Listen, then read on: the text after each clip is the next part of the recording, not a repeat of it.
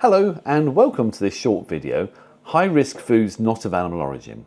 My name's Andy Bowles and I'm a food lawyer. Now this is video number 49 in a series of 100 videos on UK food law topics I'm recording.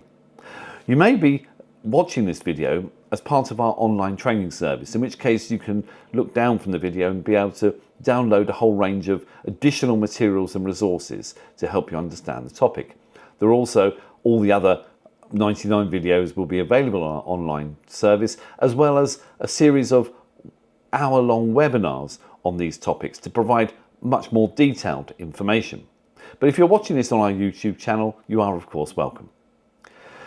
I'm talking about high-risk foods not of animal origin, and these basically relate to importation of foods into Great Britain. If you can recall, if you've watched one of my other videos, and I would recommend before you go on to this video, you might want to look at the imported food procedure video, because there I explain that if you're importing certain products into Great Britain from around the world, then they would need to be channeled through specific authorised ports. I'll explain that in a moment. Now, for importation of foods not of animal origin, so we're talking about fruit and veg and herbs and spices and things like that, we have just a general importation rule, which is set out within our official control regulation, assimilated regulation 2017625.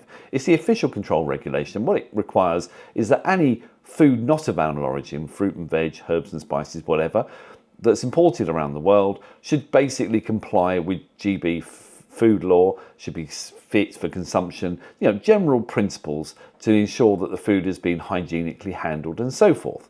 So the vast majority of foods not of animal origin imported from around the world can be imported into any port in GB, and can also, they're not going to be subject to any specific checks. I mean, there might be some intelligence-led checks carried out by the port officers, there might be some surveillance checks and so forth, but the routine checks are not going to be there. Specific import checks are carried out on what are called high-risk foods not of animal origin. And these high-risk foods not of animal origin are identified in Assimilated Regulation 2019793. Basically what it does, it identifies two categories of high-risk foods not of animal origin. Those that are subject to temporary increase in import checks.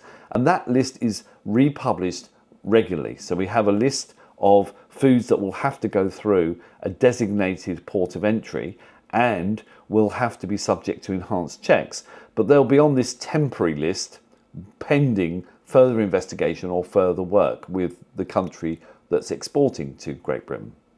On the other hand, we have some foods that we know are well associated with particular concerns, and therefore because of those well-known issues, they're subject to permanent enhanced checks. Things on the Annex 2 list of enhanced checks, permanent ones, would be things like peanuts from China, pistachio nuts from Iran, those sorts of things. And typically the issue there relates to mycotoxin contamination. Mycotoxins are poisons produced by fungi like molds, and there is of course another webinar on mycotoxins, you might want to watch that. So in terms of import control, you may recall if you've watched the other videos that there are different procedures for products of animal origin, like and live animals, so products of animal origin like meat, fish, dairy, eggs and so forth. Foods not of animal origin, I've just mentioned just generally most foods not of animal origin, and composite foods which contain both products of animal origin and food not of animal origin. So they all have their own import rules, but it's the high-risk foods not of animal origin, the HRFNAO, that I'm referring to here.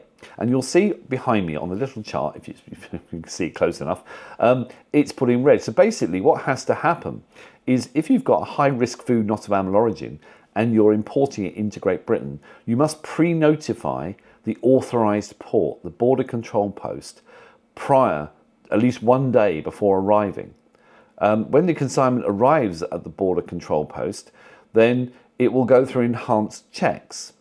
This process is facilitated by use of a common health entry document D, a CHED-D. There is a separate video on common health entry documents. So what will happen in practice is you will pre-notify the relevant border control post using the import products, animals, feed and food system, the IPAF system, which there is a separate video on, where you'll provide the information for part 1 of the CHED-D, which is basically who you are, where the food has come from. You need to be, the pre-notification needs to be done by somebody within Great Britain. And when the checks are performed at the port, what will happen is the port health officers will endorse, validate the CHED-D, the physical form, which will then go on to the first destination inland. So that's just an overview of the process. So the border control posts, you can find out border control posts that are authorised for the checks on high-risk foods not of animal origin by going to the www.gov.uk website. There is also additional guidance on that website about what a high-risk food not of animal origin is. In terms of the actual pre-notification, you'll be using the IPAF system, the Imports of Products, Animals, Food and Feed system. Remember, that needs to be performed 1 day in advance, working day, prior to the consignment arriving at the border control post, and must be completed by somebody with a GB address. That will initiate the Common Health Entry Document D, which will be turned into a physical document by the port officers and handed to the person taking the food from the port to its first destination. You must make sure that when you get your CHED-D, that the destination identified on the document is indeed the destination where the food goes to, because inland food officers will be checking. They will come round to warehouses and factories or wherever it might be, and they will be looking for high-risk foods not of animal origin that have been imported. They'll be looking for physical copies of CHED-D documents to demonstrate lawful import, and they will be verifying that the CHED-D has been, or rather the product has been delivered to the address that is actually identified on the CHED-D.